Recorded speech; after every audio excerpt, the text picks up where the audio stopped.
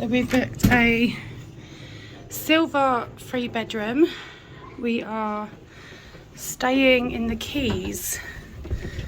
It's actually the furthest away, but it's only I think a 10-minute walk. It's about 10 minutes if you're gonna walk to the skyline. So it's not too bad.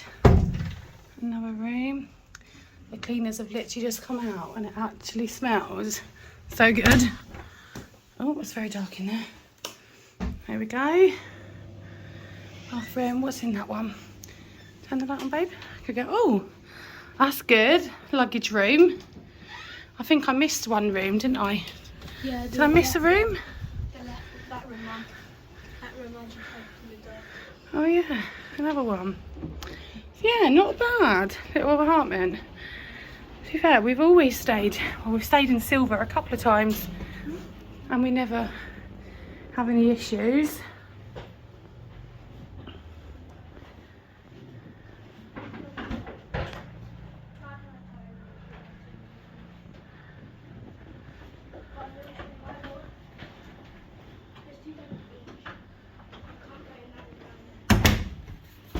It's a bit weird that I can't get out. 2 are out here and 1's in there, but it's not too bad.